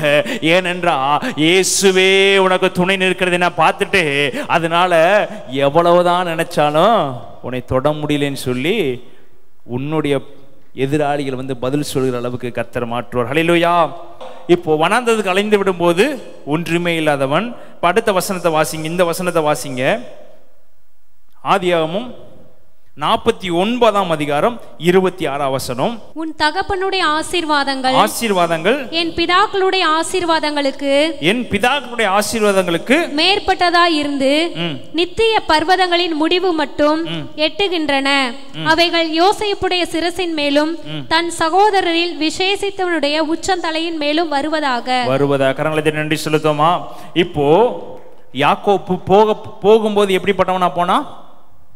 சொல்லுங்க, போகும்போது எப்படிப்பட்டவனா போனா? தனிமையானவனா போனா, ஆதரவற்றவங்களுக்கு யாரும் இல்லை, உதவி செய்கிறவர் யாரும் இல்லை, தூக்கி நிறுத்தவங்க யாரும் இல்லை. ஒரு பயந்த சூழ்நிலை, தன்னுடைய உயிர் எப்போ போகும்னே தெரியாமல் ஒரு பயந்த சூழ்நிலையில் போய் உட்காந்துருக்கிறான். வண்ணாந்தத்தில் ஆகாரம் இல்லை, தண்ணீர் இல்லை. தன்னுடைய தண்ணீர் செலவழிந்ததுக்கு அப்புறம் ஒரு செடிக்கடியில் போய் படுத்திருக்கிறான். ஒரு வனாந்தத்தில் கல்லை வச்சு படுத்திருக்கிறான். தேவன் ஆசீர்வதித்து அவனுக்கு வாக்குத்தத்தத்தை கொடுத்து கொண்டுட்டு வர்றாரு. அப்போ ஆரம்பித்தது 0. ஆனால் யோசேப்பிட்ட என்ன சொல்றாருன்னா, உன் தகப்பனுடைய ஆசீர்வாதங்கள் என் பிதாக்களுடைய ஆசீர்வாதங்களுக்கு மேற்பட்டதா இருக்கிறது. இப்போ ஆபிரகாம் கர்த்தர் என்ன வாக்குத்தத்தம் கொடுத்தாரு? உன்னை உன் சந்ததியை பெருக பண்ணுவேன். அது மண்ணில் தனியாக இருக்கும். அதுவே பெரிய ஆசீர்வாதம். அதுவே என்னதான் பெரிய ஆசீர்வாதம். ஈசாக்கு என்ன பண்ணாரு? தன்னுடைய துறவு பெற்ற எல்லா இடத்திலையும் ஈசாக்கு கர்த்தர் ஆசீர்வதித்தாரு. இதுவே பெரிய ஆசீர்வாதம் தான். ஈசாக்கு 100 மடங்கு அறுவடை செய்தான். ஈசாக்கு என்ன பண்ணினா 100 மடங்கு. 100 மடங்குக்கு மேல ஏதாவது இருக்கிறதா சொல்லுங்க? 1 மடங்கு 2 மடங்கு பரவாயில்ல, 100க்கு 100 மடங்கு என்ன ஆயிடுச்சு? ஆசீர்வாதம். அப்ப 2 பேர்த்தோட ஆசீர்வாதம் மிகவும் பெருசு. ஆபிரகாமுடைய ஆசீர்வாதமும் மிகவும் பெருசு. அடுத்து யாருடைய ஆசீர்வாதம் மிகவும் பெருசு? ஈசாக்குடைய ஆசீர்வாதமும். இதுக்கு மேல ஒரு ஆசீர்வாதம் இருக்குமா? இதற்கு மேல ஒரு ஆசீர்வாதம் இருக்குமா? அவன் யாக்கோபு சொல்றாங்க, உன் தகப்பனுடைய ஆசீர்வாதம் உன் பிதாக்களுடைய ஆசீர்வாதங்களை விட மேற்பட்டதா இருந்தது. கரங்களை சற்று சொல்லுதோமா? அப்போ யாக்கோப அவர் எவ்வளவா ஆசீர்வதித்திருக்கிறாரு? அவர் எவ்வளவா ஆசீர்வதிக்கிறார்? 2 தலைமுறை சம்பாதிச்சத யாக்கோபு ஒரே தலைமுறையில சம்பாதிச்சாங்க. 2 தலைமுறை. ஆபிரகாம் 100 வருஷம் சம்பாதிச்சது, ஈசாக்கு கண்கள் மங்களடைத்து சாகும் வரை சம்பாதித்ததை காட்டிலும் யாக்கோபு சம்பாதிச்சது உன் பிதாக்களை காட்டிலும் அது எப்படிப்பட்டதா இருக்கிறது சொல்லுங்க? மேற்பட்டதா இருக்கிறது. எப்படி அலையப்பட்டவன்? வனாந்திரத்துல தனிமையா அலையப்பட்டவன். அவன் சாகரத்துக்குள்ள ஆபிரகாம் செத்துட்டாரு, ஈசாக்கு கண் மங்களை அவரும் செத்துட்டாரு. அவங்க எவ்வளோ கோடி சம்பாதிச்சிருப்பான்னு யோசித்து பாருங்க. எவ்வளோ பேர் சம்பாதிச்சிருப்பாங்க. 100 மடங்கு மேல ஒன்றுமில்ல, அவ்வளோ சம்பாதிச்சிருக்காரு. ஆனா ஒன்றுமே இல்லாத யாக்கோபிட்ட தன்னுடைய மகன்கிட்ட சொல்றாரு, யோசேப்பிட்ட சொல்றாரு, என்ன சொல்றாரு? உன் தகப்பனுடைய ஆசீர்வாதங்கள், உன் தகப்பனுடைய ஆசீர்வாதம் யாரு? யாக்கோபுடைய ஆசீர்வாதம் எப்படிப்பட்டதா இருக்குன்னா, பிதாக்களுடைய ஆசீர்வாதங்களுக்கு, பிதாக்களுடைய ஆசீர்வாதங்களுக்கு. அப்ப அவங்களுடைய பிதா யாருங்க சொல்லுங்க? அவங்களுடைய பிதா யாரு? ஆபிரகாம், ஈசாக்கு. இவங்களை காட்டிலும் மேலான அற்புதம் செய்யணும்னா நீ பயப்படாம வார்த்தையை மட்டும் பிடிச்சுக்கொள். அவர் உன் கண் பார்க்க. ஆபிரகாமுக்கு சொன்னது ஆபிரகாம் கண்ணில் பார்க்கல.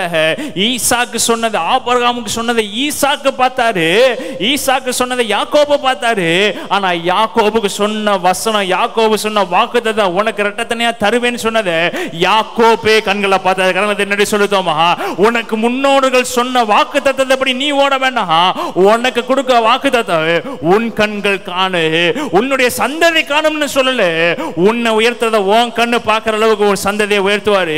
உன் முன்னோர்களை காட்டிலு, உனக்கு முன்னாடி இருக்கிறவங்களை காட்டிலு, உனக்கு மூதாதையர்களை காட்டிலு எவ்வளவாய் சம்பாதித்தாங்களோ அதற்கு மேலாக 4 மடங்கு 5 மடங்கு மேலாக உன் கண்கள் காணும்படியாக உன்னுடைய ஆசீர்வாதத்தை பெருக பண்ணுவார்கள். ஹல்லேலூயா, ஹல்லேலூயா.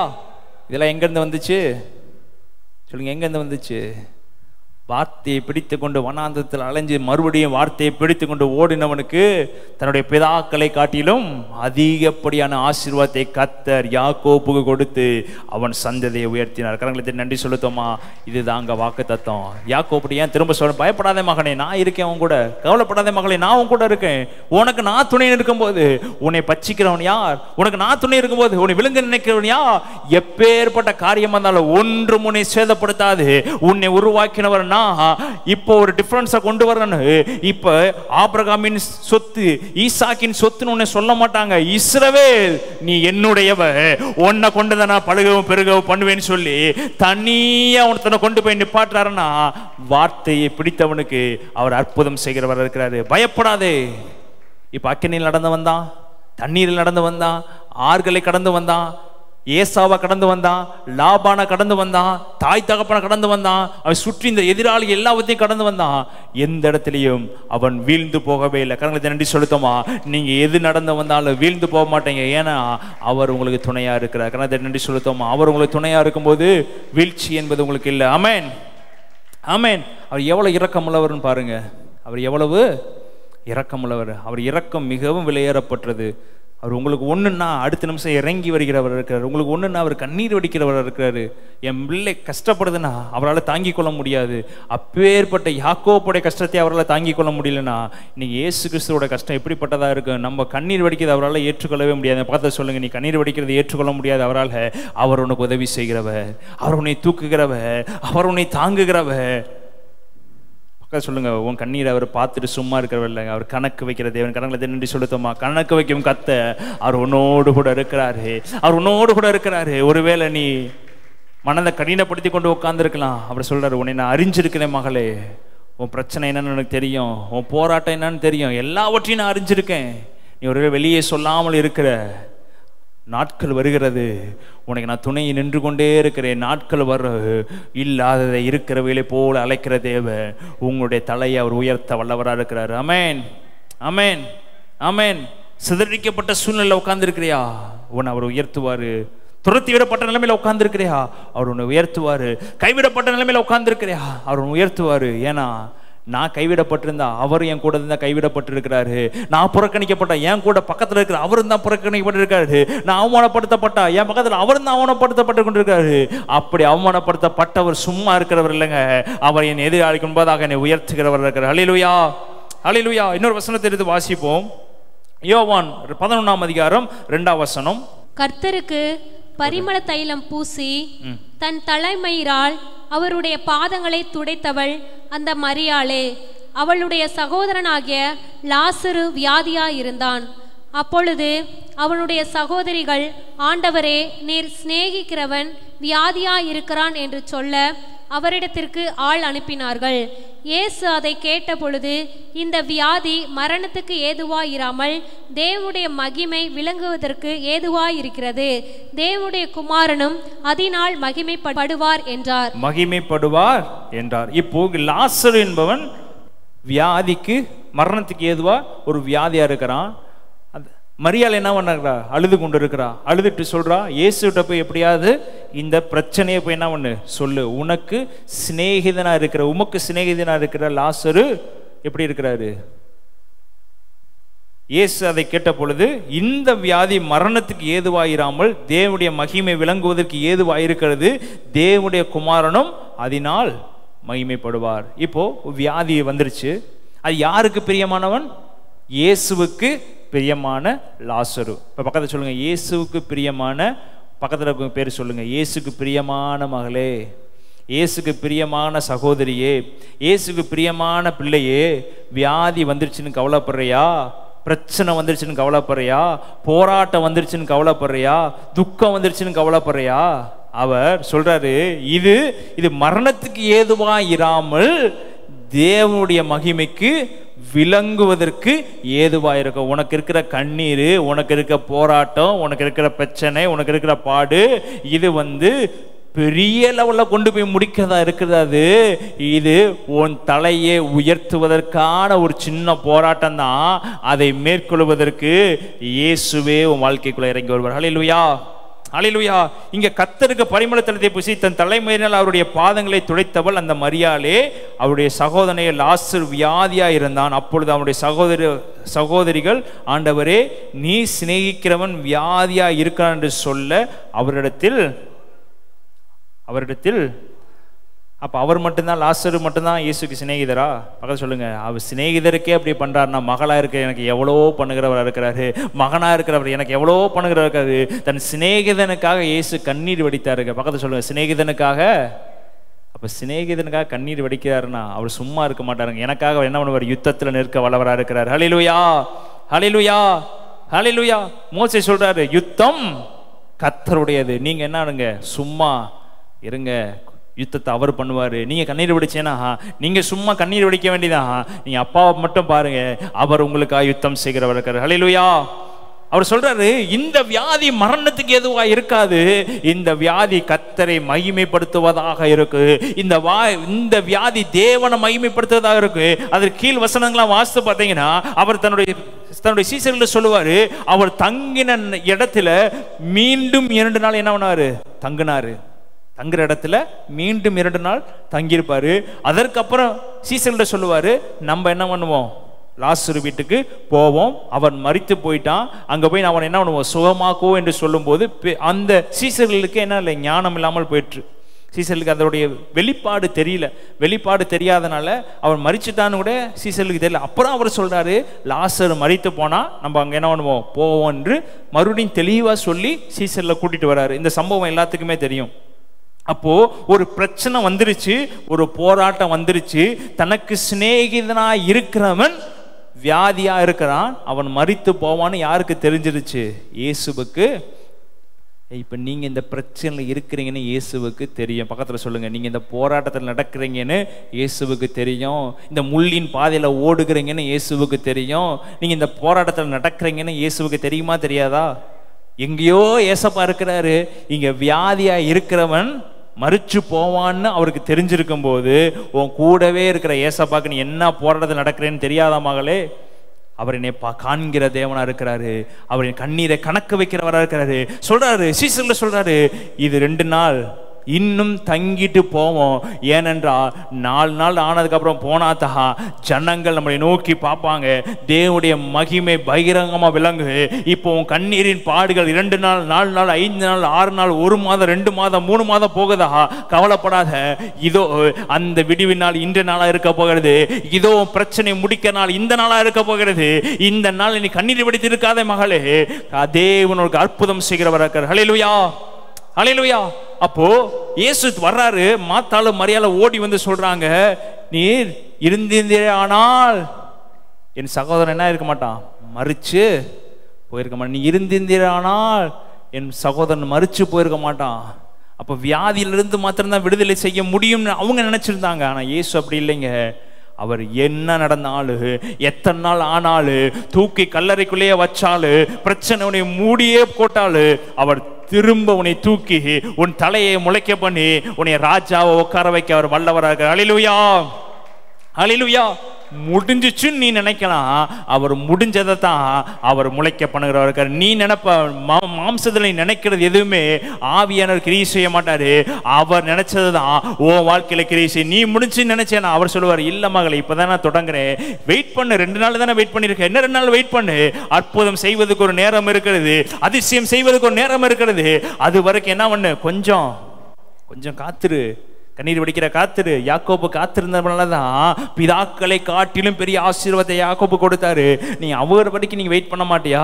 ஒருவேளை கண்ணீர் கவலை இன்னும் 1/2 மணி நேரம் 1 மணி நேரம் தான் இந்த பக்கத்துல வந்துட்டேன்னு சொல்லி ஒவ்வொரு நாளும் என்ன பண்ணாரு, உன்னை வழி நடத்துகிறவரா இருக்கிறாரு. அடுத்து வாசிப்போம், 33ஆம் வசனம் வாசிங்க. அவள் அழுகிறதையும் அவளோடு கூட வந்த யூதர்கள் அழுகிறதையும் இயேசு கண்டபோது ஆவியிலே கலங்கி துயரமடைந்து அவனை எங்கே வைத்தீர்கள் என்றார். ஆண்டவரே வந்து பாரும் என்றார்கள். இயேசு கண்ணீர் விட்டார். இயேசு யாருங்க சொல்லுங்க? இயேசு யாரு சொல்லுங்க? தேவன். யவீரோட மகளை செத்தவளை என்ன பண்ணவர், உயிரோட 18 வருஷமா கூனியா இருந்தவளை சுகப்படுத்தினவர். 12 வருஷமா பெரும்பாலுள்ள ஸ்திரியா இருந்தவளுக்கு உதவி செய்வதவர். 38 வருஷமா பெதஸ்தா குளத்தில் இருந்தவனுக்கு உதவி செய்தவர். இவ்வளோ காரியங்களை கண்ணீர் விட்டு செய்தாரா? இவ்வளோ காரியங்களை அவர் கலக்கமடைந்து செய்தாரா? எழுதப்பட்டிருக்கிறது, அவர்கள் அழுகிறதையும் அவர்களோடு கூட வந்த யூதர்கள் அழுகிறதையும் இயேசு கண்டபோது ஆவியிலே கலங்கி துயரமடைந்து. அப்ப இயேசுவும் ஆவியில் என்ன பண்ணியிருக்காரு, கலங்கி. அப்ப அவரே அழுகும்போது நம்மளாம் ஏமாத்துறோம். நீ கலங்கி அழுகிறதெல்லாம் ஒரு மேட்ரு இல்லைங்க. அவர் உனக்காக பக்கத்துல யாருக்காக அழுதாராம்? சிநேகிதனுக்காக அழுதாராம். யாருக்காக அழுதாரு சொல்லுங்க? சிநேகிதனுக்காகவே தன் தேவன் கலக்கம் அடைஞ்சு துயரம் அடைஞ்சு அழுதாராம். கண்ணீர் விட்டாராம். அப்ப சொல்லுங்க, மகளா இருக்கிற உனக்காகவும் மகனா இருக்கிற எனக்காகவும் அவர் எந்த இடத்திலும் இறங்கி வருகிறவர். ஹல்லேலூயா, ஹல்லேலூயா. நீ அழுதேனா அவரால் தாங்கி கொள்ள முடியாது. சுத்தி இருக்கவங்க அழுகும் போதே இயேசுவால என்ன பண்ண முடியல, தாங்கி கொண்டு இருக்க முடியவில்லை. சுத்தி இருக்கவங்க அழுகும் போதே அவர் பக்கத்தில் இருக்க அழுகெல்லாம் பார்க்கும்போது அவரால் ஆவி சும்மா இல்லைங்க, அவர் ஆவி கலக்கமடைய ஆரம்பிச்சது. அவருடைய ஆவி கொந்தளிக்க ஆரம்பிச்சிருச்சு. அவருக்கு தெரியும் அடுத்த நிமிஷம் அற்புதம் செய்ய போறேன்னு அவருக்கு தெரியும். அடுத்த நிமிஷம் அவனை உயிரோடு எழுப்ப போறேன்னு இயேசுவுக்கு தெரியும். அடுத்த நிமிஷம் லாசருவே வெளியே வா என்று சொல்றதுக்கு அவருக்கு தெரியும். அடுத்த நிமிஷம் நடக்க போவது இயேசுவுக்கு தெரியும். அடுத்த நிமிஷம் என்ன நடக்குங்கிறது அவர் தெரிஞ்சுதான் வந்திருக்காரு.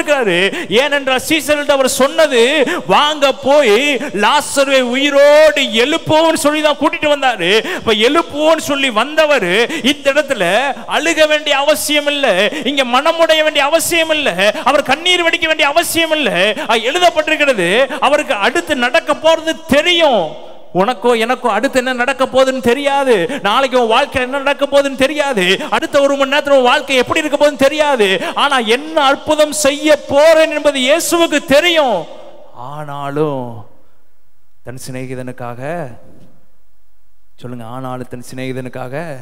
ஏன்னா இன்னைக்கு அவன் கண்ணீர்ல இருக்கிறான், இன்னைக்கு சுற்றி கண்ணீர் வடிக்கிறாங்க, நாளைக்கு அவனுக்கு அற்புதம் நடக்கும், இப்பவே எழுப்பிடுவேன். அந்த டிராவல் பண்ற வரைக்கும் என் பிள்ளைகள் மன உடைஞ்சுதான் இருக்கிறாங்க. அந்த டிராவல் பண்ணி முடிக்கிற வரைக்கும் என் பிள்ளைகள் அழுதுட்டு இருக்கிறாங்க. கூட நானும் சேர்ந்து என்ன பண்ணித்தான் ஆகணும், அழுதுதான். இதுதாங்க தேவனுடைய இரக்கம். கரங்களை நன்றி சொல்லுத்தோமா. அவர் அடுத்த நிமிஷம் செய்கிறவன் சொல்லி மனத்தை கடினப்படுத்திட்டு போடுகிறவர் அல்ல.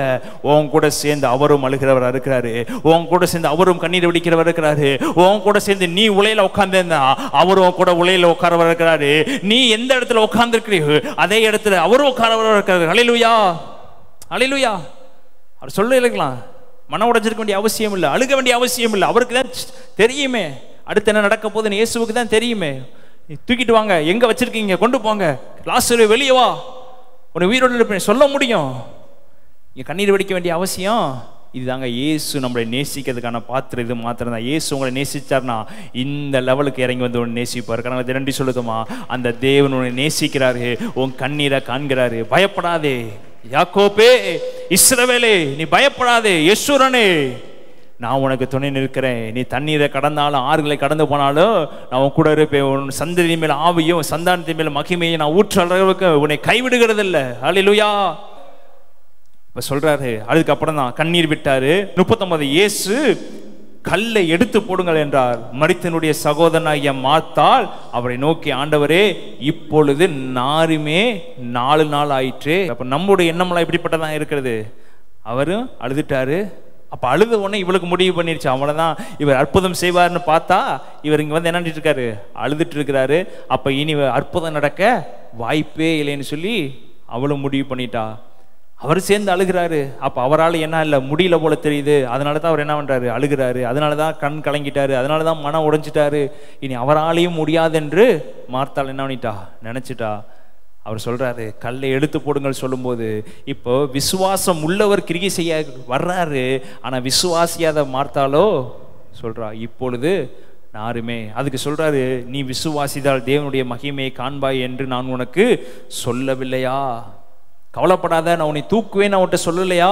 கவலைப்படாத, உன்னை ஆசீர்வதிப்பேன்னு சொல்லலையா? கவலைப்படாத, ஏசா உன்கிட்ட வந்தாலும் உன்னை நான் ஆசீர்வதிப்பேன்னு சொல்லிட்டேன்ல. உன் பிரச்சனை உன் பக்கத்தில் வந்துடாலும் உன்னை உயர்த்துவேன்னு சொல்லிட்டேன்ல. மரணம் உன் கழுத்தை நெருக்க வந்தாலும் நான் உன்னை காப்பாற்றுவேன்னு சொல்லிட்டேன்ல. எவனுக்கு முன்னாடி உன்னை அவமானப்படுத்த மாட்டேன்னு சொல்லிட்டேன்ல. யாருக்கு முன்னாடி கேவலப்படுத்த மாட்டேன்னு சொல்லிட்டேன்ல. இப்படி நீ ஓடி போயிட்டு அதுக்கு உன்னை கைவிட்டுவேன் என்று சொன்னா என்ன நடந்தா உன்னை பாதுகாப்பேன்னு சொல்லிட்டேல.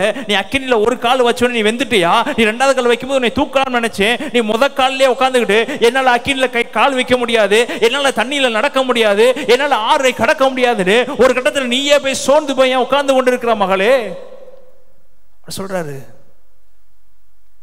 விசுவாசிக்கவில்லையா?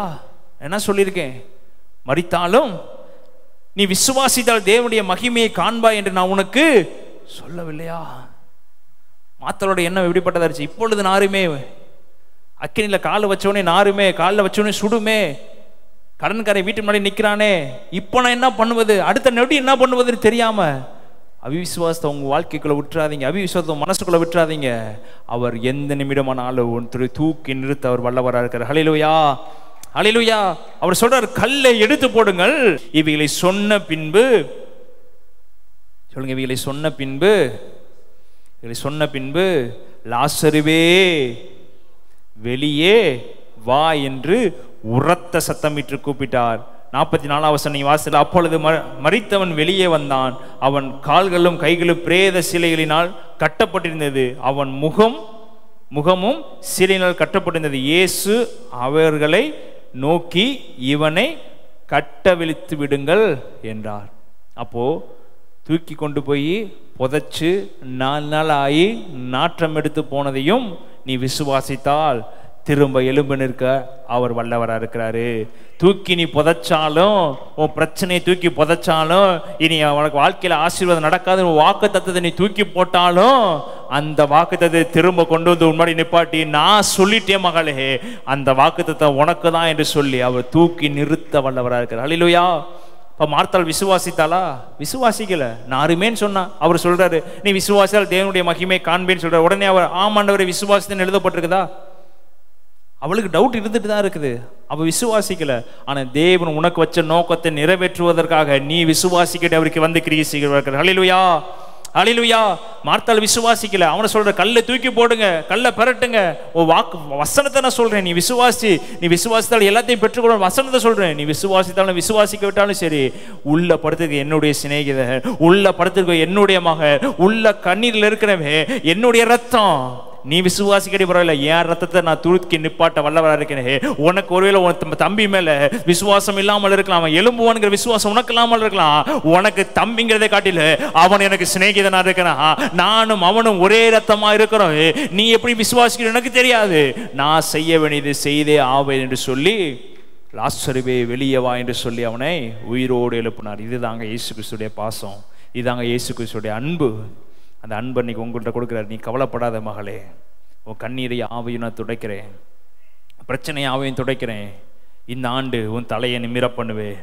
இந்த ஆண்டு உன்னை நான் தூக்கி நிப்பாட்டுவேன். ஒரு உணவுனை மேற்கொள்வதில்லை. அக்கினி உன்னை மேற்கொள்ளாது, தண்ணீர் உன்னை மேற்கொள்ளாது, போராட்டம் உன்னை மேற்கொள்ளாது, கடனை மேற்கொள்ள மாட்டான். எல்லாவற்றிலும் அவரே உனக்கு மேன்மையுள்ளவராக இருப்பார். ஹல்லேலூயா. கடங்களை தேடி நன்றி சொல்லுத்தோமா. இந்த பழைய ஏற்பாட்டில் ஆசான்கிற ஒரு ராஜா இருப்பாரு. அந்த ஆசான்கிற ராஜா தன்னுடைய எதிராளிகள் வரும்போது ஆசாட்ட வந்து 3+2 5 லட்சம் பராக்கிரமசாலிகள் இருப்பாங்க. ஆனா அவன் எதிராகி வருகிறவன் 10 லட்சம் பேர்த்த கூட்டிட்டு வந்து ஆசாராஜாக்கு விரோதமாக வருவா. அந்த ஆசாராஜா ஒரே ஒரு வார்த்தை சொல்வார், பலமுள்ளவனுக்காயிலும் பலனற்றவனுக்காயிலும் நீ உதவி செய்த லேசான காரியம் பிதாவே எனக்கு துணை நில்லும் என்று கேட்பான். அந்த ஆசா, பிதாவாகிய தேவன் எனக்கு துணை நில்லும் என்ற பராக்கிரமசாலிக்கு 3+2 5 லட்சம் பேர் எனக்கு பராக்கிரமசாலிகள் இருக்கிறாங்க. ஆனாலும் என் எதிராளிகிட்ட 10 லட்சம் பராக்கிரமசாலிகள் இருந்தாலும், என்கிட்ட 5 லட்சம் பராக்கிரமசாலிகள் இருந்தாலும், அவங்களை காட்டிலும் பலம் உள்ளவனுக்காயிலும் பலனற்றவனுக்காயிலும் நீர் உதவி செய்கிறது லேசான காரியம், எனக்கு உதவி செய்யும் என்று நிற்கும் போது தேவன் இறங்கி வந்து ஆசாராஜாக்கு உதவி செய்தார். அந்த வசனம் எழுதப்பட்டிருக்கிறது. எங்க எழுதப்பட்டிருக்குன்னா 2 நாளாகமம் 14ஆம் அதிகாரம் 2ஆம் வசனம் 8ஆம் வசனம் 9ஆம் வசனம் 11ஆம் வசனம் நீங்க வீட்டில் வாசித்து பாருங்க. அதில் எழுதப்பட்டிருக்குது, ஆசாராஜா கர்த்தருக்கு செம்மையானதை செய்தான், யுத்தம் நடந்தது, யுத்தத்தில் ஆசாராஜா கேட்டதற்கு தேவன் துணை நின்றார். பக்கத்தில் சொல்லுங்க, தேவன் துணை நின்றார். அப்ப எத்தனை பேர் நம்ம கேட்டிருக்கோம், ஏசப்பா என் கூட இருங்க, என் கண்ணீரை பாருங்க, என் கவலையை பாருங்க. இப்போ மரியாளுடைய எண்ணம், மாத்தாள் மரியாளுடைய எண்ணம் எப்படிப்பட்டுச்சுன்னா, இவன் வியாதியா இருக்கிறான், கூட யார் வந்தா இருந்தா நல்லா இருந்திருக்கும், இயேசு வந்து கூட இருந்தா நல்லா இருக்கும். இயேசு கூட வந்தார்னா வியாதியை சுகமாக்குவாரு, இயேசு கூட வந்தார்னா பிரச்சனையை மாற்றுவாருன்னு லாசரு அறிய இயேசு கிறிஸ்து வர வேண்டும் என்று மார்த்தாளும் மரியாளும் விரும்பினாங்க. இதே போலதான் ஆசாராஜாவும், எனக்கு பலம் உள்ளவனுக்காகிலும் பலனற்றவனுக்காகிலும் நீங்க உதவி செய்கிறது லேசான காரியம், என் பக்கத்துல எனக்கு துணையா நில்லுங்க, வேற யாரும் எனக்கு துணை வேண்டாம், என் பக்கத்துல பராக்கிரமசாலி இருக்கு அவங்க வேண்டாம், யுத்தத்தில் நீங்க ஜெயிக்கிறோமோ தோக்குறோமோ அது வேண்டாம், எனக்கு நீங்க துணையா நில்லுங்க. நீங்க எனக்கு துணையா நின்றா போதும், எப்பேற்பட்ட காரியத்தை வீழ்த்துவதற்கான பலனை நீர் எனக்கு கொடுப்பி, நீர் எல்லாவற்றிலும் மேலான காரியங்களை செய்வே. இப்ப பிதாவாகிய தேவன் துணை நிற்கும் போது இந்த 5 லட்சம் வீரர்களுடைய மரணம் கம்மியா இருந்திருக்குமா இல்ல கூட இருந்திருக்குமா? ஏன்னா துணை யார் வருகிறா? தேவனே வருகிறாரு. அதில் ரத்த சிந்துதல் அதிகமாகவே இருக்காது, அவரே கிரியை செய்வார்.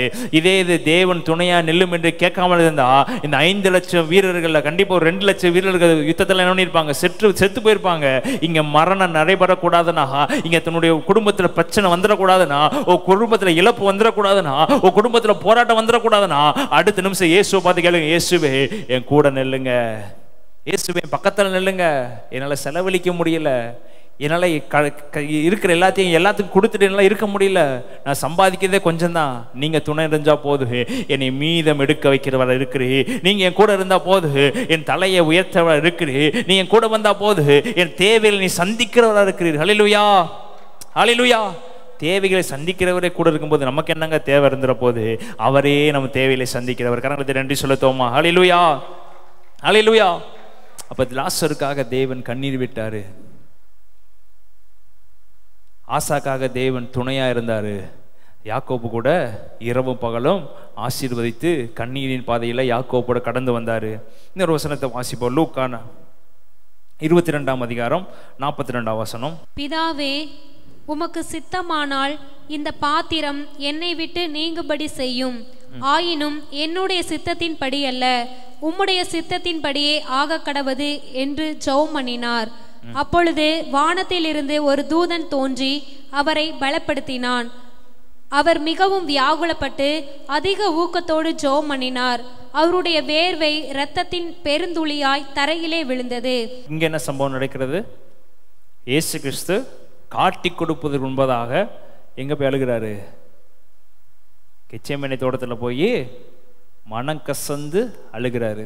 சொல்றாரு பிதாட்ட பார்த்து, இந்த பாத்திரத்தை என்னை விட்டு எடுத்து கூடமானால் எடுத்து போடும், ஆனாலும் என்னுடைய சித்தத்தின் அல்ல, உம்முடைய சித்தம் மாத்திரம்தான் அதில் என்ன ஒன்று நிறைவேற்றப்படணும். அப்பொழுது வானத்திலிருந்து ஒரு தூதன் தோன்றி அவரை பலப்படுத்தினான். அப்போ இயேசு என்ன பண்ணிடுறாரு? ஒரு தூதன்.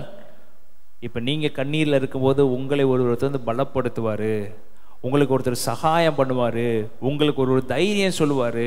ஆனால் அவரை நீங்கள் பக்கத்தில் விடாமல் உங்கள் புலம்பலை கொண்டு போய் வேறு இடத்துல செலுத்தினீங்கன்னா உங்களை அவர் வந்து உங்களை பலப்படுத்த முடியாது. பிரியமானவர்களே, இயேசு கிறிஸ்து போய் அழுகிறாரு. எதுக்கு அழுகிறாரு? தனக்கு சம்பவிக்க போகிற எல்லாமே இயேசுவுக்கு தெரியும். அந்த பாதையில் கடந்து விடுறது மிகவும் கடினமான பாதை, மிக மிக கடினமான பாதை. அந்த பாதையை கடந்து செல்ல வேண்டும் இயேசு.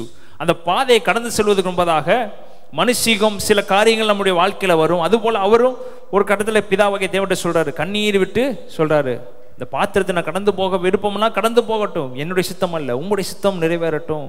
அப்ப இயேசுவுக்கும் பாடுகள் இருந்துச்சு. எதுக்கு அந்த பாடுகள் என்றா, உங்களை தூக்கி எடுக்கும்படிதான் அந்த பாடு, உங்களை சந்தோஷமா உங்களை வைக்கும்படிதான் அவர் அந்த பாடை சுமந்தாரு. அங்க அவர் கண்ணீர் வடித்தாரு.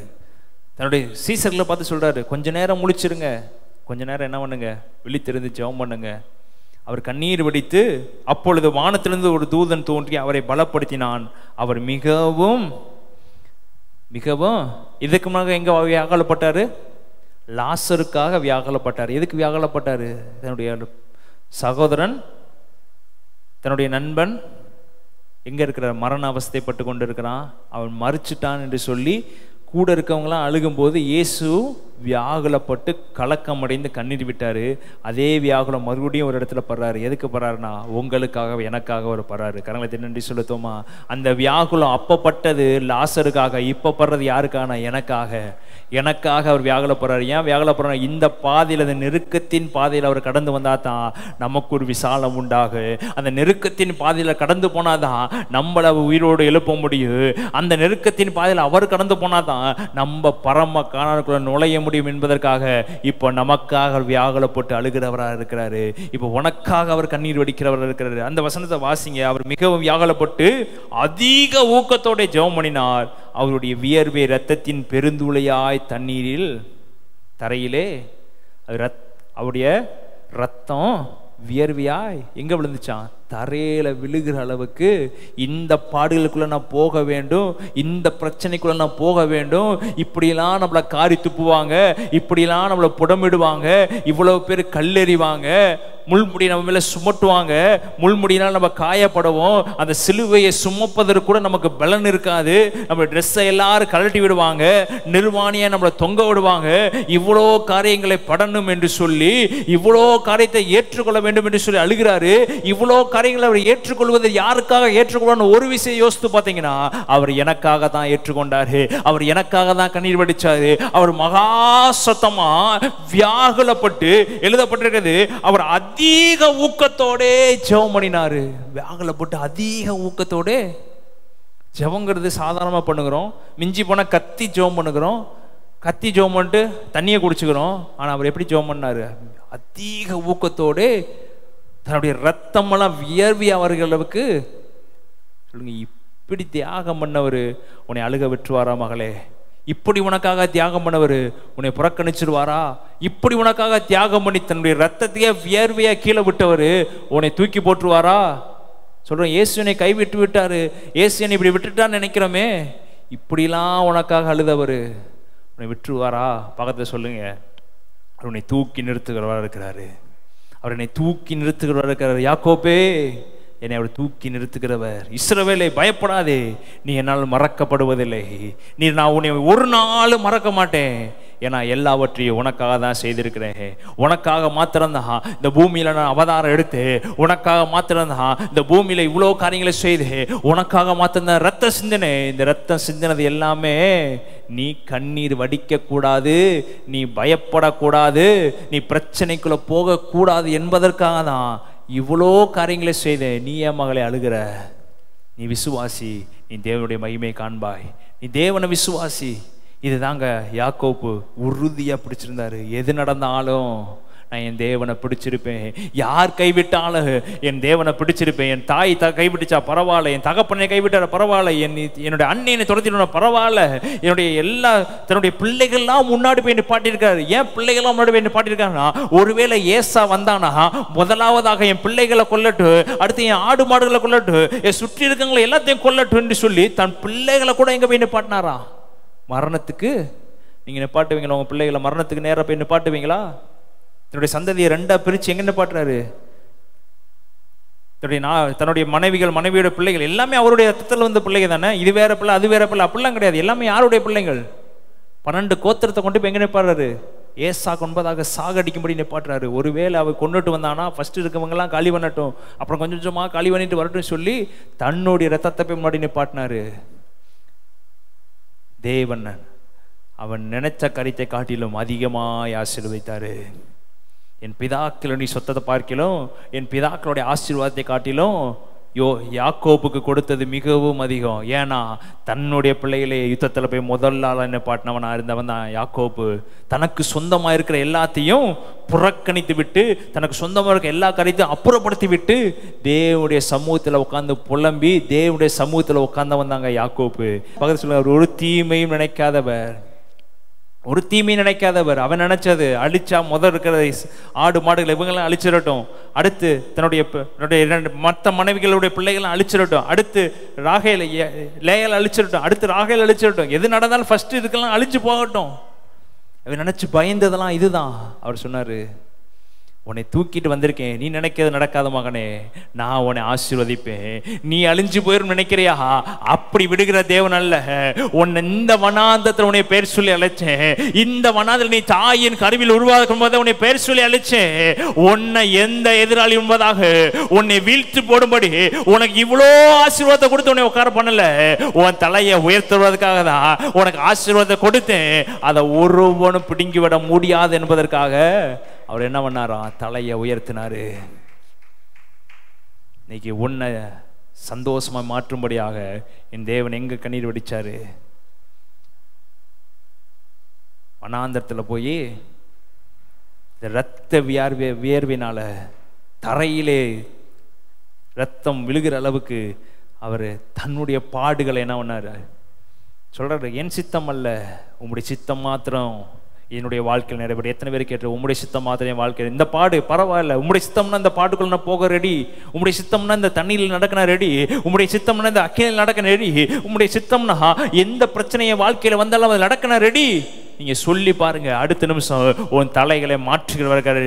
நீங்க நினைப்பீங்க இந்த பாதையில தேவன் சித்தமா இருந்தா நடக்கணும்னு நினைக்கும் போது, அப்பா என் பிள்ளை என்னுடைய சித்தத்துக்கு ஒப்பு கொடுத்துருச்சு, இந்த பாத்திரத்தை விட்டு நீங்க என் பிள்ளையை ஆசீர்வாதமாய் மாற்ற வேண்டும் என்று சொல்வதற்காக உன்னை அவர் ஆசீர்வாதமாய் மாற்றுகிறவராக இருக்கிறார். அல்லேலூயா, அல்லேலூயா, அல்லேலூயா. தேவன் இயேசுவை நியமிக்கப்பட்டபடினால தான் அந்த பாத்திரத்துக்குள்ள கடந்து சென்றாரு. ஆனால் நீங்கள் நான் அந்த பாத்திரத்துக்காக நியமிக்கப்பட்டவங்கல்ல, நம்ம ஆசீர்வாதத்துக்காக மாத்திரமே நியமிக்கப்பட்டவங்க, நம்ம மேன்மைக்காக மாத்திரமே நியமிக்கப்பட்டவங்க. உங்கள் பாடுகள் எல்லாவற்றையும் அவர் முடித்துட்டாரு. அவர் உங்களுக்கு கொடுக்கறது ஆசீர்வாதம் மாத்திரம். பக்கத்தில் சொல்லுங்க, உங்களை ஆசீர்வதிக்கிறதுக்காக தான் உங்களை நியமிச்சிருக்காரு. உன்னை தாயின் கருவில் உருவாக்கும் போது உன்னை பெயரிட்டு அழிச்சது உன்னை ஆசீர்வதிக்கிறது. பார்த்து சொல்லுங்க, ஆசீர்வதிக்கிறதுக்கு மாத்திரம் தான் அவனை தெரிந்து கொண்டிருக்கிறாரு. அந்த ஆசீர்வாதத்தை கர்த்தர் உனக்கு கொடுப்பாரு. நல்ல வேளை எல்லாரும் எழும்பி நின்று கொண்டு, அவர் ஆசீர்வாதத்தை கொடுக்கிற தேவன், உன் கண்ணீரை துடைக்கிறவர். யாக்கோபே, இஸ்ரவேலே, நான் தெரிந்து கொண்ட ஈஸ்வரனே, நீ ஒன்றுக்கும் கவலைப்படாத, நான் உன் கூட இருக்கிறேன், நான் உனக்கு துணையா இருக்கிறேன், உனக்கு விரோதமாக உருவாக்கப்படும் எல்லாவற்றையும் நான் மாற்ற வல்லவராக இருக்கிறேன், உன் தலையை உயர்த்த வல்லவராக இருக்கிறேன், உன் கண்ணீரை தொடக்க வல்லவராக இருக்கிறேன். நீ ஒருவேளை இது நாள் வரைக்கும் அழுது கொண்டிருந்தேனா, உன் அழுகை எல்லாவற்றையும் நான் மாற்றி உன்னை நான் மேன்மைக்குள்ளாக மாற்ற போறேன்னு சொல்லுறாரு. எல்லா கண்களை மூடி நல்ல வேலை இயேசுவின் நாமத்தில் எங்கள் நேசிக்க அன்பின் பரலோக எஜமான் இதை பார்க்கிறது கேட்கிற யாவரையும் ஆசீர்வதிப்பீராக ராஜா. ஒருவேளை கண்ணீரோடு கடந்து வந்திருக்கலாம், வேதனையோடு நடந்து வந்திருக்கலாம் ராஜா, துக்கத்தோடு நடந்து வந்திருக்கலாம். இயேசுவின் நாமத்தில் ராஜா, இந்த பிள்ளைகள் எல்லாவற்றையும் நீ மாற்றி ராஜா, இயேசுவே ஒரு மேன்மையின் பாதையில கொண்டு போய் நீ உட்கார பண்ண போறதுக்கு நன்றி செலுத்துகிறோம். நீ பெரிய காரியங்களை செய்யும். எல்லா துதிகர மகிமையும் செலுத்துகிறோம். நீர் மகிமைப்படும். இயேசுவின் நாமத்தில் நல்ல பிதாவே, ஆமென்.